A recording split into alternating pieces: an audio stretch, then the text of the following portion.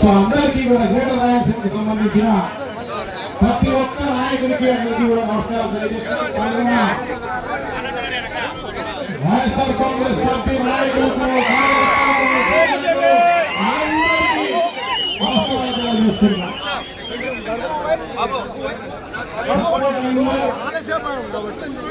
తక్కువ టైంలో, ఎందుకంటే నిన్న దాదాపు 2:30-3 గంటలకు కమిషన్ ఇవ్వడం జరిగింది.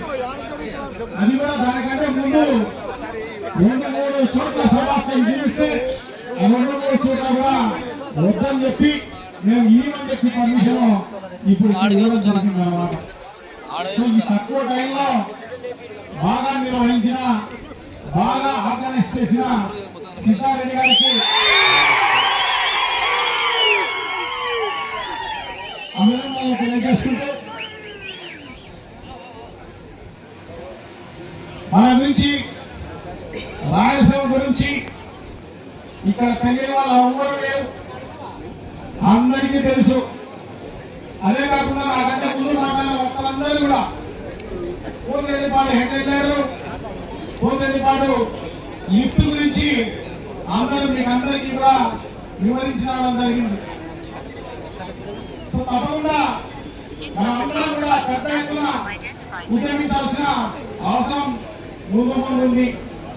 సో డెఫినెట్ గా పోతిరెడ్డిపాడు నుంచి ఈ లిఫ్ట్ నుంచి మనం నీళ్లు తీసుకోగలిగితేనే దీన్ని ఆధారపడి 101 టీఎంసీలు మనకు అఫీషియల్ గా ఇచ్చిన 101 టీఎంసీలు తీసుకుపోవాలన్నా కూడా మనం తీసుకోలేని పరిస్థితి ఈ రోజు ఉంది అని చెప్పి మీకు అందరికీ కూడా తెలియజేసుకుంటున్నా.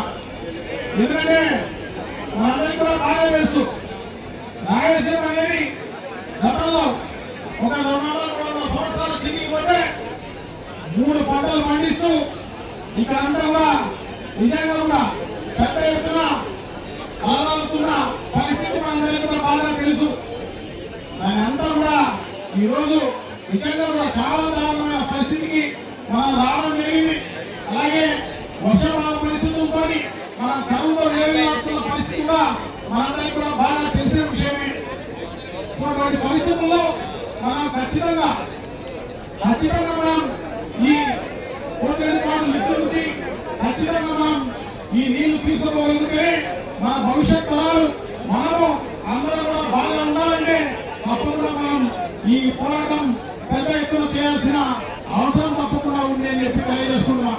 ఎందుకంటే చంద్రబాబు నాయుడు గారి నైజం మనందరికీ కూడా బాగా తెలుసు. ఇప్పటికీ 3 సార్లు ఇంతకుముందు సీఎం కావడం జరిగింది, ఇది 4వసారి కావడం జరిగింది. మన దళితం బట్టి నిజంగా ఎంత దారుణం అంటే అతను అంత పనికి మారిన ముఖ్యమంత్రి అతను నాయకుడే కాదు, పరిపాలన చదవే కాదు, అసలు పరిపాలనే కాదు. కానీ ఆ దేవుడు మరి ఎందుకు ఇచ్చాడో మరి ఆయనకు 4 సార్లు ముఖ్యమంత్రిగా ఇవ్వడం జరిగింది. నిజంగా కూడా చాలా దారుణం. ఆయన ఏది ప్రజలకు మేలు చేసే కార్యక్రమం కానీ, ఈ రాష్ట్రానికి మేలు చేసే కార్యక్రమాలు కానీ, అభివృద్ధి కార్యక్రమాలు కానీ ఎప్పుడు కూడా చేసిన పాపాలు లేదు అని చెప్పి నేను అందరికీ కూడా తెలియజేసుకుంటున్నాను. మొత్తం స్వాతంత్రం వచ్చినప్పటి నుంచి ఈ 77 ఏళ్ల కాలంలో గుర్తుపెట్టుకునే నాయకులు ఎవరు ఉన్నారు అంటే 1 మాత్రమే ఉన్నారు అని చెప్పి నేను అందరికీ కూడా తెలియజేసుకుంటున్నాను. ఫ్రెండ్ సెంటర్స్ వాళ్ళే ఈ రాష్ట్రాన్ని, ఈ ప్రజలను కంబైన్ రాష్ట్రంలో తెలంగాణతో పాటు కాపాడిన వ్యక్తులు ఎవరంటే 3 మాత్రమే. ఆ 3 రాజశేఖర రెడ్డి గారు, ఎన్టీ రామారావు గారు, జగన్మోహన్ రెడ్డి గారు తప్ప వేరే ఎవరు లేరు అని చెప్పి అందరూ కూడా తెలియజేస్తున్నా. ఏ పదవిమైనా మనం గుర్తు చేసుకుంటే చంద్రబాబు నాయుడు గారు ఒక పథకం ఇచ్చిన పరిస్థితి లేదు, గుర్తు పెట్టుకునే పరిస్థితి, ఒక ప్రాంతాన్ని మేలు చేసిన పరిస్థితి లేదు, ఒక వర్గానికి మేలు చేసిన పరిస్థితి లేదు, ఒక మనిషి కూడా మేలు చేసిన పరిస్థితి లేదు అని చెప్పి తెలియజేస్తున్నాం. ఎందుకంటే అతనికి పాలన కాదు, నిజంగా ఇప్పుడు పాలన లేదు, పాలనే లేదు, అసలు ఏ డిపార్ట్మెంట్ సరిగ్గా పనిచేసిన పరిస్థితి లేదు. అలాగే ఎవరికి మేలు చేసిన పరిస్థితి నిజంగా లేదు అని చెప్పి మీకు అందరికీ కూడా తెలియజేస్తున్నాం. సో అదే కాకుండా చంద్రబాబు నాయుడు గారు నైజమే కోటి తెలంగాణ అంతకుముందు ఇప్పుడు తెలంగాణ అనేది ఇండియా తెలియని మిగతా కలవకుంటి దగ్గర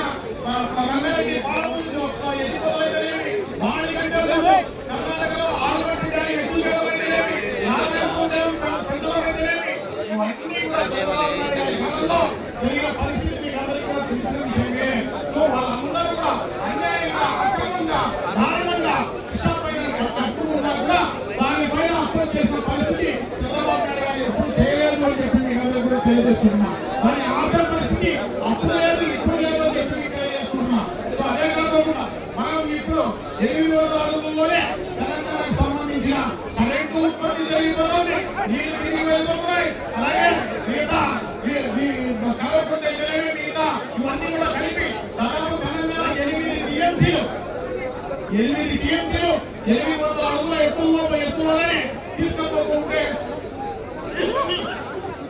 మీరేది 847 కింద మనకు 22 టీఎంసీలు కూడా కింద ఉండవు. అవి కూడా మనకు వచ్చే పరిస్థితి తెలియజేసుకుంటున్నాం. అదే చంద్రబాబు నాయుడు గారు చెప్తున్నారు అన్నమాట. 847 కింద 22 టీఎంసీలు ఉండాలి. దానికోసం వైఎస్ఆర్ కాంగ్రెస్ పార్టీ ఉద్యమిస్తామని చెప్పేసి కాదు. అది తప్పు. అతను చెప్పేది మన అందరినీ మోసపుచ్చే కార్యక్రమం చేస్తామని తప్ప ఇంకొకటి లేదు అని చెప్పి మీకు అందరికీ కూడా తెలియజేసుకుంటున్నాం. సో తప్ప కూడా ఇప్పుడున్న పరిస్థితుల్లో మనం 847లో ఉంటేనే మనం తీసుకుపోయే పరిస్థితి తప్ప ఇంకో రకంగా లేదు. ఖచ్చితంగా మనం కూడా 800 అడుగులకు లోపలనే మనం అంతా కూడా లిఫ్ట్ చేసుకునే కార్యక్రమం చేయగలిగితేనే మనం అంతా కూడా బాగుపడే కార్యక్రమం జరుగుతుంది. రాయలసీమలో సస్యశ్యామలం చేసుకునేదానికి అవకాశం ఉంటుంది అని చెప్పి తెలియజేసుకుంటున్నాం. అదే కాకుండా రాయలసీమకు సంబంధించి గతంలో మనం చూసినాం. దాదాపు 84-85 నుంచి కూడా మనం చూస్తున్నాం అన్నమాట. ఎప్పుడు కూడా 3 టీఎంసీలు దాటిన పరిస్థితి లేదు.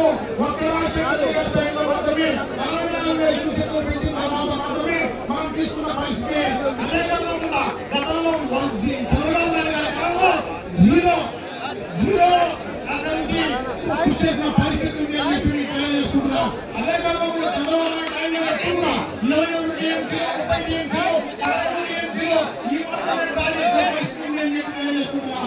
ఒక జగన్మోహన్ రెడ్డి గారి పరిపాలనలో మొన్న 5 ఏళ్ల కాలంలో మొన్న 175 టీఎంసీలు డ్రా చేసిన ఘనత శ్రీ జగన్మోహన్ రెడ్డి గారికి అని చెప్పి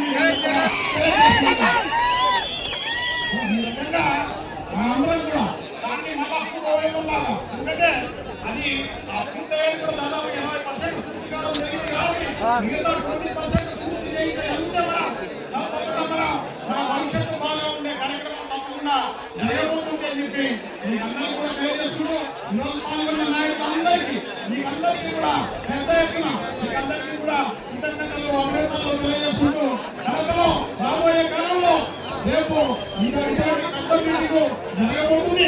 ఖచ్చితంగా మీరందరూ కూడా రావాల్సిందిగా కోరుతున్నాం. దాదాపు 40-50 వేల మందితో కడపలో ఉద్యమం మహాసభ జరగబోతుంది.